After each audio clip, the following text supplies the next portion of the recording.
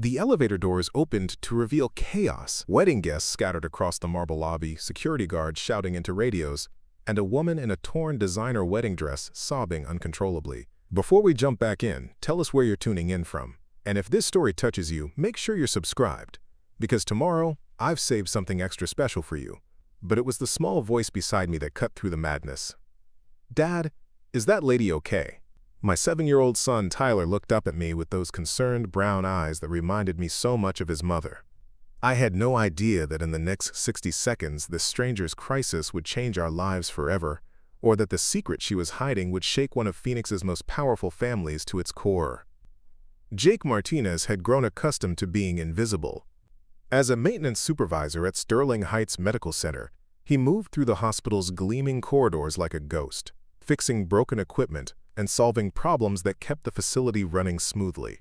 His calloused hands and worn work uniform marked him as part of the essential but overlooked workforce that made everything possible for the doctors and administrators who received all the recognition. At 32, Jake had learned to find satisfaction in work well done rather than praise from supervisors who rarely knew his name despite his 3 years of dedicated service. The small apartment he shared with Tyler in downtown Phoenix told the story of a man stretching every dollar to its limit. Hand-me-down furniture filled their living space, and Tyler's clothes came primarily from thrift stores and clearance racks. Jake's Toyota Camry had 200,000 miles on it and required creative maintenance to keep running, but it got them where they needed to go. Their grocery budget required careful planning, with generic brands and sale items determining most of their meals.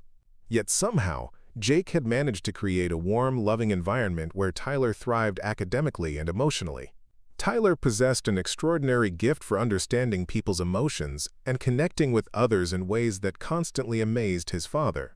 The boy had an uncanny ability to sense when someone was struggling, offering comfort to elderly neighbors and befriending classmates who seemed lonely or left out.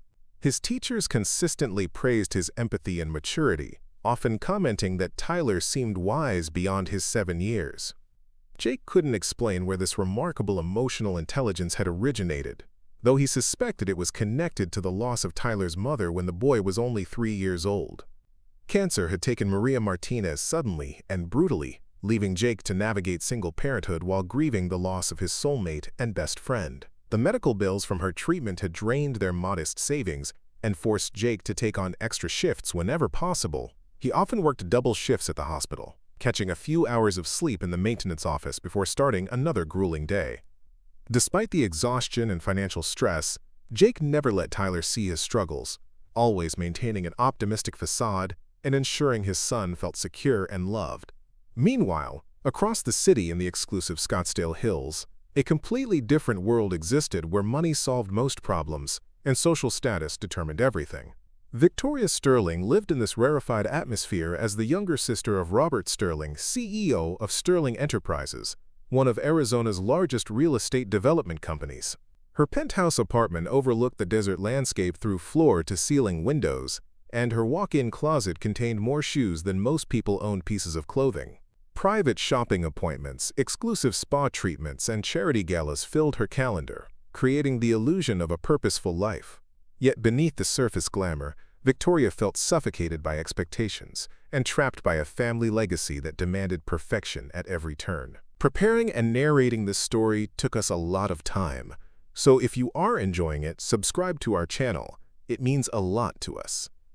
Now, back to the story. Her engagement to Marcus Hartwell, heir to another prominent Phoenix family, had been celebrated in society pages and carefully orchestrated by both families as a merger of wealth and influence rather than a union of hearts. The wedding planning had consumed 18 months of her life, with every detail scrutinized by wedding planners, family members, and social media followers who tracked her every move. Victoria's relationship with her brother Robert had always been complicated by his protective nature and controlling tendencies. As the head of the family business and her primary source of financial support, Robert wielded enormous influence over her decisions and lifestyle choices. He had heartily approved of her engagement to Marcus, viewing it as an advantageous alliance that would strengthen both families' positions in Phoenix's competitive social hierarchy. Victoria had learned to smile and nod during family discussions about her future, keeping her doubts and fears carefully hidden beneath a polished exterior. The morning of her wedding dawned clear and perfect, with the kind of Arizona sunshine that photographers dream about for outdoor ceremonies. The Phoenician resort had been transformed into a fairy tale setting with thousands of white roses, crystal chandeliers, and enough luxury to impress even the most jaded guests. Victoria sat in the bridal suite surrounded by a team of stylists, putting the finishing touches on her appearance, wearing a custom Vera Wang gown that had required 6 fittings to achieve perfection. Her reflection in the mirror showed a beautiful bride, but her eyes revealed a growing panic that she couldn't quite suppress. Everything looked perfect from the outside, but Victoria knew she was about to make the biggest mistake of her life. The secret she had been hiding for months felt like a weight pressing down on her chest, making it difficult to breathe as the ceremony time approached. She thought about Marcus waiting at the altar, about the 300 guests who had traveled from across the country to witness their union, about the millions of dollars that had been spent on this elaborate celebration. But most of all, she thought about the truth that would destroy everything if it ever came to light. The emergency call came through Jake's radio at exactly 11:47 on a Saturday morning. A malfunctioning elevator in the main lobby needed immediate attention, and since Jake was the only maintenance supervisor on duty that weekend, he had no choice but to bring Tyler along to the hospital. Tyler had been looking forward to their planned trip to the park, but he understood that sometimes emergencies required changes to their plans. He packed his small backpack with coloring books and his favorite toy truck, settling into the passenger seat of their aging Toyota with the patience of a child who had learned early that life sometimes demanded flexibility. The Sterling Heights Medical Center bustled with its usual weekend activity as they arrived.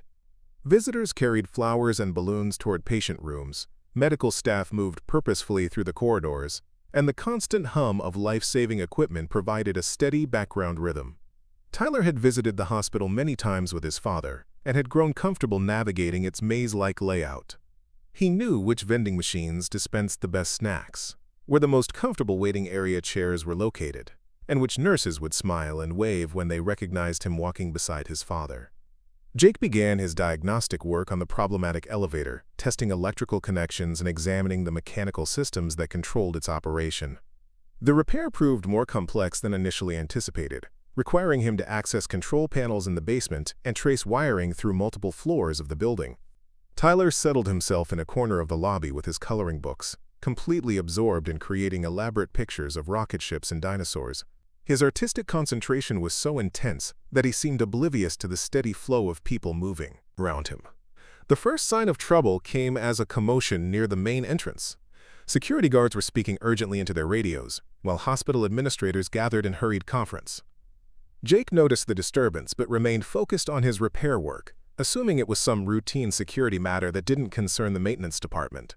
Tyler looked up from his coloring book momentarily, his young eyes taking in the unusual activity with curiosity before returning to his artwork. Then the elevator doors opened, and chaos erupted throughout the lobby. Victoria Sterling stumbled out of the elevator in a state of complete emotional breakdown. Her elaborate wedding dress, which had cost more than Jake's annual salary, was torn at the hem and stained with tears. Her carefully styled hair hung in disheveled strands around her face, and her makeup had smeared into dark streaks down her cheeks. She clutched a small purse in one hand and what appeared to be a crumpled piece of paper in the other. Her breathing came in short, panicked gasps as she looked around the lobby with the wild eyes of someone who had just escaped from a nightmare. The wedding guests who had followed her into the hospital filled the lobby with confusion and concerned voices. Elderly relatives called her name while bridesmaids in expensive dresses tried to approach her with soothing words. Men in expensive suits spoke into cell phones, presumably calling other family members or attempting to manage the crisis. The scene resembled a disaster movie where everyone was trying to help, but no one knew exactly what had happened or what needed to be done. Victoria's brother Robert appeared moments later, his face a mask of controlled fury and embarrassment. As the CEO of Sterling Enterprises, he was accustomed to managing crises and controlling situations, but this public spectacle threatened to damage his carefully cultivated reputation. He moved through the crowd with the determined stride of someone who intended to take charge immediately. His expensive suit and commanding presence marked him as a man of significant power and influence, someone who expected others to step aside and follow his lead without question. Tyler stopped coloring and watched the unfolding drama with the intense focus that children often display when observing adult emotions they don't fully understand. His empathetic nature immediately responded to Victoria's obvious distress, and he began moving toward her before Jake could intervene. The 7-year-old had no understanding of social boundaries or appropriate behavior in such situations. He simply saw someone who needed comfort and responded according to his natural instincts. Jake noticed his son's movement and quickly abandoned his elevator repair to intercept Tyler before the boy could insert himself into what was clearly a private family crisis. He had learned through experience that hospital situations could escalate quickly and unpredictably, and he didn't want Tyler to become inadvertently involved in someone else's emergency. However, Tyler moved faster than his father anticipated, weaving through the crowd of wedding guests with the agility of a small child who knew how to navigate around adults. Victoria collapsed onto one of the lobby's leather chairs, her expensive wedding dress spreading around her like the petals of a wilted flower. The guests formed a semicircle around her, maintaining a respectful distance while offering words of encouragement and concern. Robert knelt beside his sister, speaking to her in low, urgent tones that suggested he was trying to understand what had caused her to flee from her own wedding ceremony in such a dramatic fashion. The hospital's security team worked to maintain order and privacy, gently encouraging the wedding party to move their gathering to a more secluded area of the building. The main lobby served hundreds of visitors daily, and the growing crowd was beginning to interfere with normal hospital operations. Nurses and doctors attempted to continue their duties while navigating around the unusual gathering, their professional demeanor masking their curiosity about the dramatic scene unfolding in their workplace. Tyler approached Victoria with the fearless compassion that only children possess. He had no awareness of her wealth, social status, or the complicated family dynamics that had led to this moment. He simply saw a person who was crying and assumed that she needed the same kind of comfort that helped him feel better when he was upset. Without hesitation, he walked directly up to her chair and gently placed his small hand on her arm. The contact seemed to break through Victoria's emotional haze. She looked down at Tyler with surprise, as if she was seeing him for the first time despite the chaos surrounding them. His brown eyes held no judgment, no questions about her appearance or behavior, just genuine concern for her well-being. In that moment, something shifted in Victoria's expression. The panic began to recede, replaced by wonder at this unexpected gesture of kindness from a complete stranger. Jake reached them just as Tyler was offering Victoria his toy truck, explaining in his serious 7-year-old voice that playing with trucks sometimes made him feel better when he was sad. The simple gesture of childhood generosity created a moment of stillness in the midst of the surrounding turmoil. Victoria accepted the small toy with trembling hands, her tears slowing as she looked at the earnest face of the boy who had approached her without fear or hesitation. Robert Sterling's attention fixed on Jake with the sharp focus of someone accustomed to identifying potential threats or complications. His protective instincts regarding his sister were heightened by the public nature of the crisis, and he didn't appreciate having unknown individuals inserted into an already difficult situation. The contrast between Jake's work clothes and worn appearance versus the expensive attire of the wedding party created an obvious social divide that Robert noticed immediately. The security guards began gently dispersing the crowd, suggesting that the family move to a private conference room where they could discuss the situation without creating a public spectacle. Medical staff returned to their duties, though many continued to glance toward the unusual gathering with curiosity and concern. The hospital's normal rhythm slowly reasserted itself around the edges of the drama, but the central tension remained unresolved. Victoria clutched Tyler's toy truck as if it were a lifeline, her breathing gradually returning to normal as she focused on the simple act of kindness rather than the overwhelming circumstances that had brought her to this place. The crumpled paper in her other hand seemed to hold secrets that no one else could see, but her immediate attention remained fixed on the child who had offered comfort without expecting anything in return.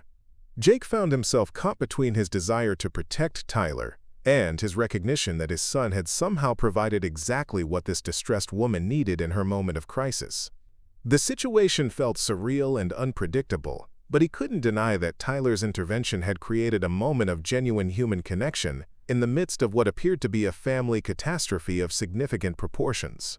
The hospital conference room felt suffocating as Robert Sterling paced behind the long mahogany table, his cell phone pressed against his ear, while he spoke in clipped, professional tones to what sounded like a crisis management team. Victoria sat slumped in one of the leather chairs, still clutching Tyler's toy truck, while staring blankly at the crumpled paper that had somehow become the center of everyone's attention. The wedding guests had been dismissed and sent home, but the aftermath of Victoria's dramatic exit continued to unfold in ways that no one had anticipated. Jake stood near the door with Tyler, feeling completely out of place in this obvious family crisis but unable to leave since his son had somehow become part of the situation. The contrast between his maintenance uniform and the expensive clothing worn by the Sterling family members made him acutely aware of the social distance between their worlds. He wanted to collect Tyler and return to their simple life, but something about Victoria's fragile emotional state prevented him from simply walking away and leaving her to face whatever storm was brewing. Tyler remained focused on Victoria with the single-minded concern that children display when they encounter genuine distress. He had positioned himself near her chair and was quietly explaining the various features of his toy truck, pointing out the moving parts and describing the imaginary construction projects they could build together. His innocent chatter seemed to provide the only moments of calm in an otherwise tense atmosphere filled with whispered phone conversations and urgent planning sessions. The crumpled paper in Victoria's hand turned out to be a letter that had been delivered to her dressing room just minutes before the wedding ceremony was scheduled to begin. Jake couldn't see the contents, but the way Victoria protected it suggested that whatever information it contained had been significant enough to cause her to abandon her wedding and flee to a public hospital in her bridal gown. Robert's increasingly agitated phone conversations hinted at scandal, legal complications, and potential damage to the family's business reputation. News of the runaway bride had already begun spreading through Phoenix's social circles with the speed that only gossip about wealthy families could achieve.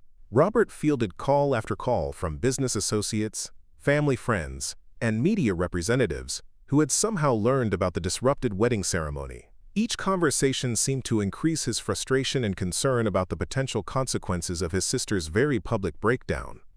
The Sterling family's carefully maintained image was cracking under the pressure of unwanted scrutiny and unanswered questions. Victoria finally spoke, her voice barely above a whisper as she addressed Tyler rather than any of the adults in the room. She thanked him for the loan of his truck and asked if he knew any good places to hide when everything felt too overwhelming. Tyler considered her question with the seriousness that children bring to important matters, suggesting that the hospital's pediatric playroom had excellent hiding spots behind the puppet theater and under the reading table. Jake watched this interaction with growing amazement at his son's natural ability to connect with someone who was clearly struggling with adult problems far beyond a 7-year-old's understanding. Tyler treated Victoria as simply another person who needed kindness, showing no awareness of her wealth or the dramatic circumstances that had brought them together. His genuine concern and innocent suggestions seemed to provide more comfort than all the professional advice and family support that surrounded her. Robert's attention turned toward Jake with increasing suspicion and concern. As a successful businessman, he had learned to view every unexpected element in a crisis as a potential threat or complication. Jake's presence in what should have been a private family matter raised questions about motives, connections, and possible exploitation of his sister's vulnerable state.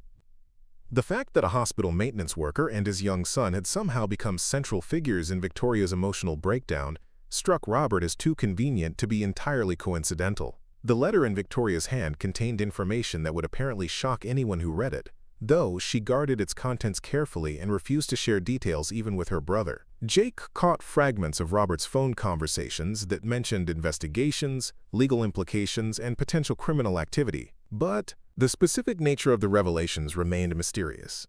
Whatever secrets the letter revealed had been significant enough to cause Victoria to question everything about her life and her approaching marriage. Hospital security quietly informed the Sterling family that media representatives had begun gathering outside the building, apparently alerted by wedding guests or social media posts about the dramatic scene in the lobby. Robert's worst fears about public scandal were materializing exactly as he had predicted, and he directed his growing anger toward anyone who might have contributed to the unwanted attention. His protective instincts regarding Victoria were being overwhelmed by his concern about damage to the family's business interests and social standing.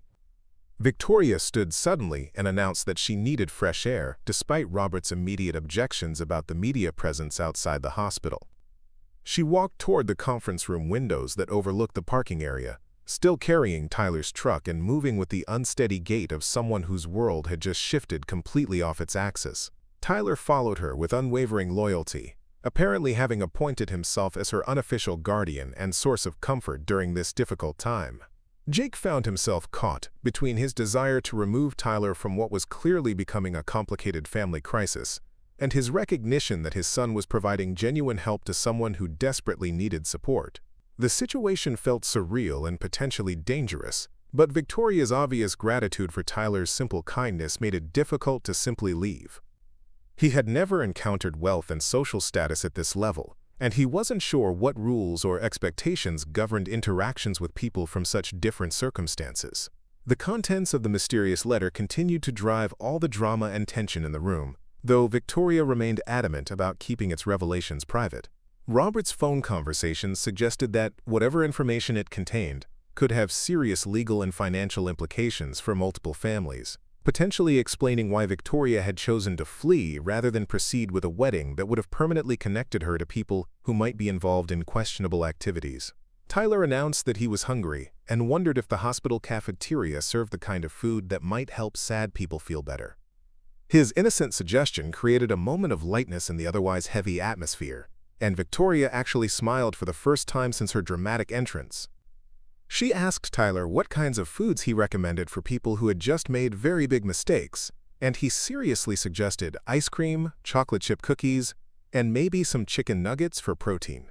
Robert's business calls were becoming increasingly urgent as the scope of whatever scandal was unfolding became clearer to the people he was consulting. Jake overheard references to federal investigations, financial fraud, and criminal conspiracy, though the specific details remained frustratingly vague. The letter in Victoria's possession apparently contained evidence or information that could implicate powerful people in serious wrongdoing, making her both a valuable witness and a potential target. The media presence outside the hospital continued to grow as news of the runaway bride spread through traditional and social media channels. Robert arranged for additional security and began planning alternative exit strategies to avoid the photographers and reporters who were expecting dramatic footage of the Sterling family crisis. The hospital administration expressed concern about the disruption to their normal operations and requested that the family resolve their situation as quickly and quietly as possible. Victoria's emotional state remained fragile but seemed to stabilize whenever Tyler engaged her in conversation about simple, everyday topics that had nothing to do with weddings, family expectations, or mysterious letters. Jake observed this dynamic with growing understanding that his son possessed an unusual gift for providing comfort to people who were struggling with overwhelming circumstances. The innocence and authenticity of childhood seemed to offer exactly what Victoria needed during her crisis.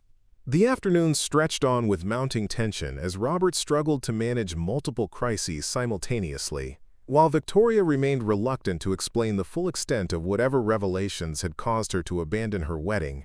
Jake realized that he and Tyler had become inadvertent witnesses to what appeared to be a significant scandal involving some of Phoenix's most prominent families, though the specific nature of the crimes or cover-ups remained unclear. Tyler suggested that maybe Victoria could keep his truck for a while since it seemed to make her feel better, and maybe they could be friends who visited each other sometimes. His innocent offer of ongoing friendship seemed to surprise Victoria, as if the concept of relationships based on genuine affection rather than social advantage or family connections was completely foreign to her experience. The simple generosity of a 7-year-old child had somehow become the most authentic and meaningful gesture in a day filled with drama, scandal, and family crisis. Part 4: The Awakening. The truth came spilling out of Victoria like water through a broken dam, triggered by Tyler's innocent question about whether secrets always made people sad. She looked down at the crumpled letter in her hands, then at the earnest face of the 7-year-old boy who had somehow become her anchor in this storm of family chaos. With a voice that shook with emotion and years of suppressed pain, Victoria began to reveal the devastating contents of the anonymous letter that had arrived just moments before she was supposed to walk down the aisle. The letter contained bank statements, transaction records, and documented evidence that Marcus Hartwell, her intended husband, had been systematically embezzling money from the children's charity foundation that both their families supported. Worse still, the evidence suggested that Robert had known about the illegal activities for months and had chosen to remain silent rather than risk damaging the profitable business relationship between their companies. The wedding wasn't just a romantic union, but a carefully orchestrated cover-up designed to merge the families and bury the evidence of criminal activity. Victoria's voice grew stronger as she explained how the letter had shattered her already fragile trust in the people closest to her. She had spent years questioning her own judgment about relationships and wondering why everyone in her life seemed to have hidden agendas or ulterior motives. The discovery that her own brother had been willing to sacrifice her happiness to protect his business interests felt like the ultimate betrayal, confirming her worst fears about the toxic nature of wealth and family loyalty. Jake listened to this revelation with growing horror and understanding. The privileged world that had seemed so glamorous from the outside was revealed to be built on lies, manipulation, and moral compromise. He thought about his own struggles to provide for Tyler with honesty and integrity, working multiple shifts and stretching every dollar while these wealthy families casually destroyed lives to protect their financial interests. The contrast between their values and circumstances couldn't have been more stark or meaningful. Robert's face turned ashen as Victoria read selected portions of the letter aloud, his carefully maintained composure cracking under the weight of his sister's accusations and the documented evidence of his complicity. He attempted to explain his position, arguing that exposing the charity fraud would have destroyed multiple families and eliminated hundreds of jobs at their various companies. His defense sounded hollow and self-serving, especially when delivered in front of Tyler, whose presence seemed to highlight the moral bankruptcy of adult reasoning and compromise. Tyler asked Victoria if the bad people were going to jail, approaching the complex situation with the clear moral framework that children naturally possess before adult complications muddy their understanding of right and wrong. His simple question cut through all the sophisticated rationalizations and business justifications to focus on the fundamental issue of justice and accountability. Victoria smiled sadly and admitted that wealthy people often found ways to avoid consequences for their actions. But maybe this time would be different. The revelation transformed Jake's understanding of everything that had happened since Victoria stumbled out of the elevator in her torn wedding dress. Her dramatic flight wasn't the behavior of a spoiled rich woman having second thoughts about marriage, but the desperate action of someone who had discovered that her entire life was built on criminal activity and family deception. The courage required to abandon her wedding and publicly expose herself to scandal and media attention suddenly seemed heroic rather than hysterical.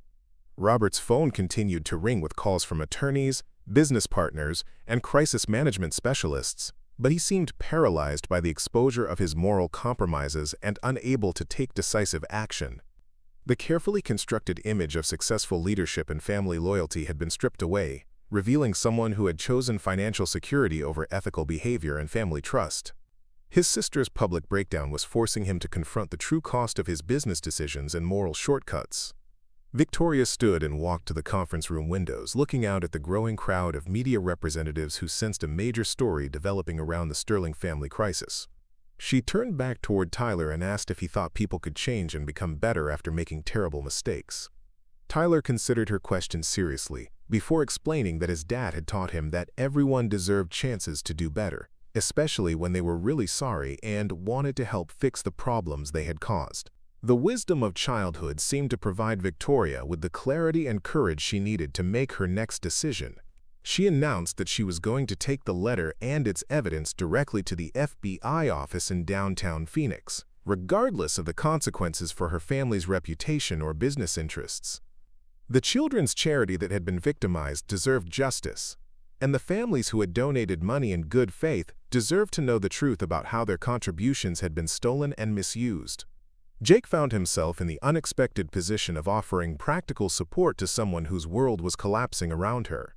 He suggested that Victoria might want to change out of her wedding dress before meeting with federal investigators, and offered to help her avoid the media circus outside the hospital.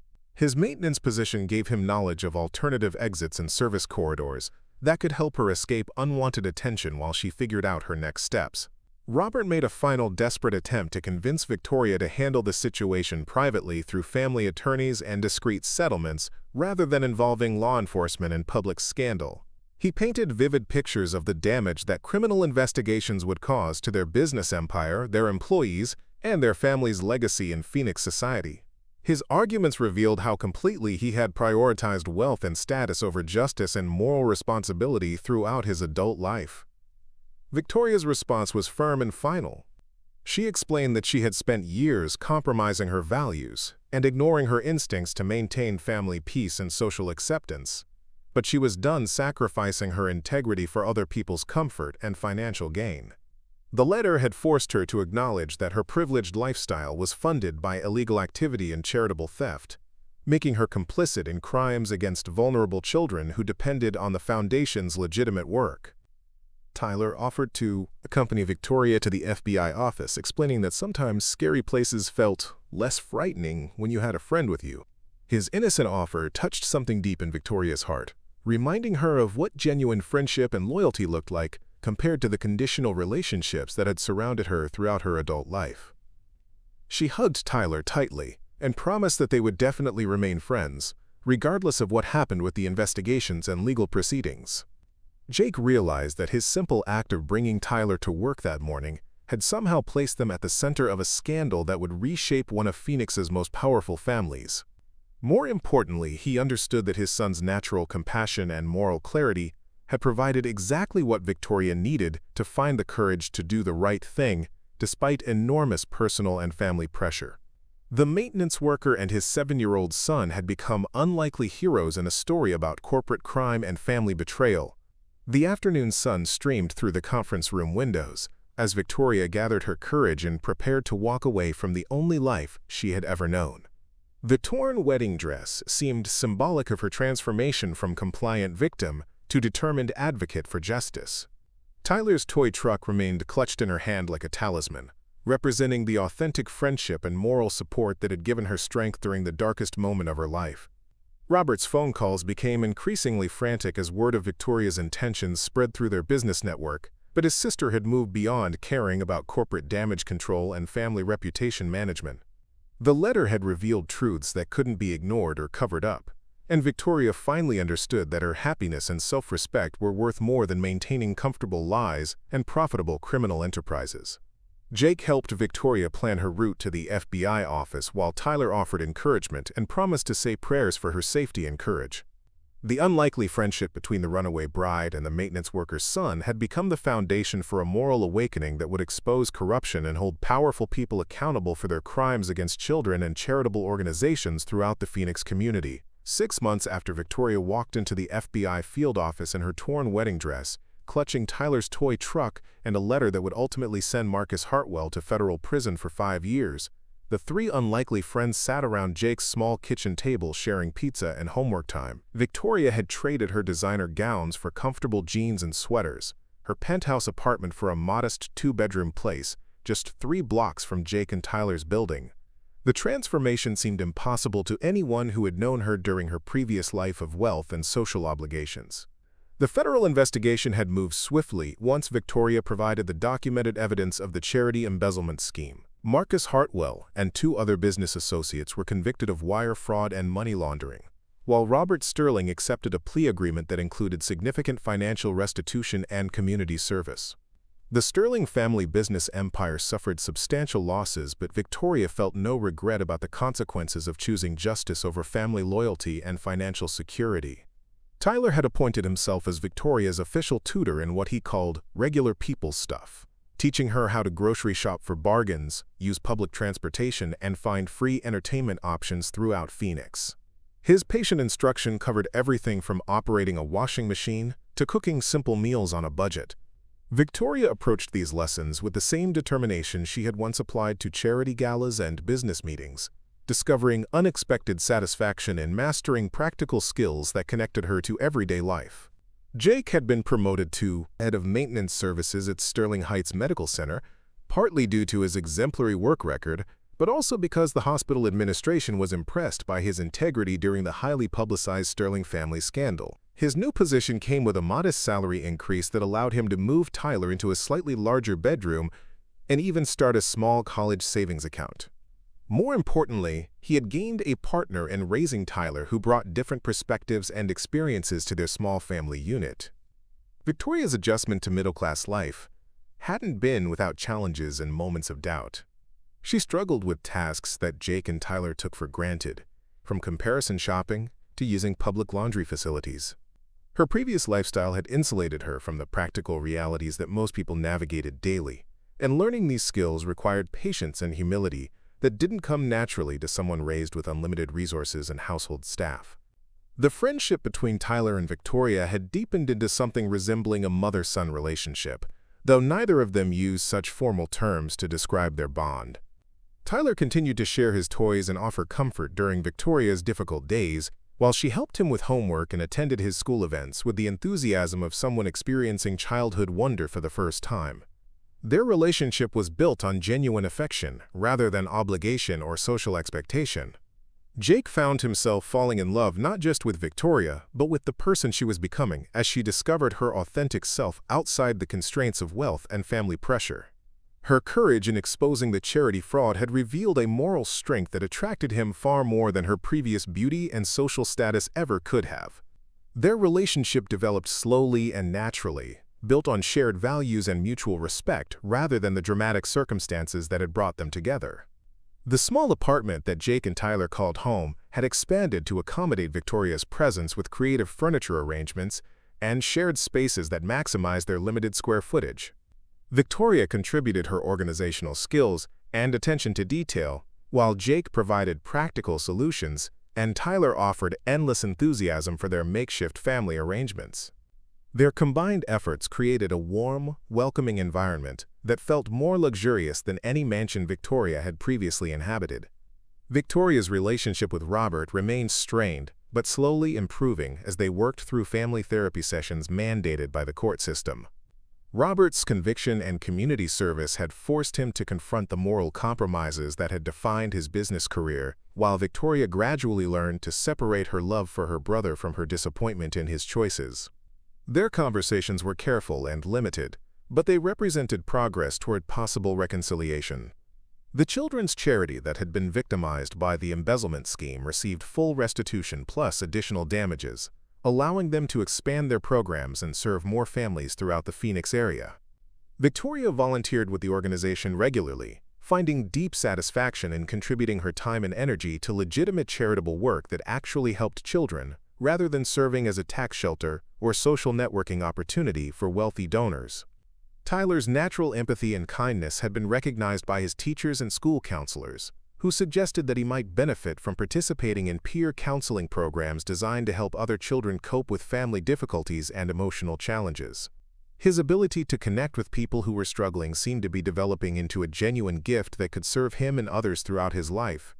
Jake often marveled at how a routine elevator repair had led to the most meaningful relationship of his adult life, and provided Tyler with a loving parental figure who complemented rather than competed with their existing family dynamic.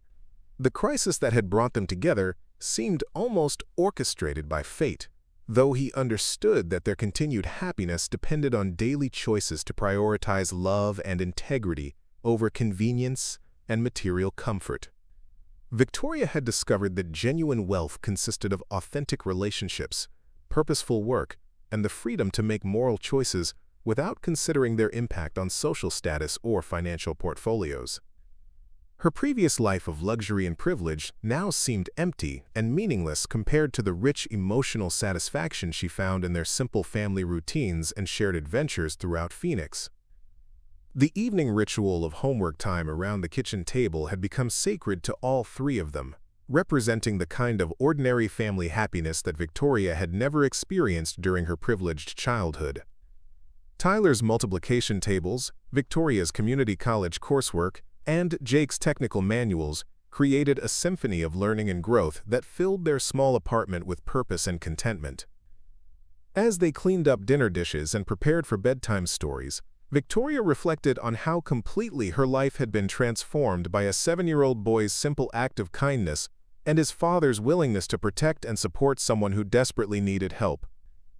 The torn wedding dress hanging in her closet served as a reminder of the courage required to abandon everything familiar in pursuit of something authentic and meaningful. Up next, you've got 2 more standout stories right on your screen. If this one hit the mark, you won't want to pass these up. Just click and check them out.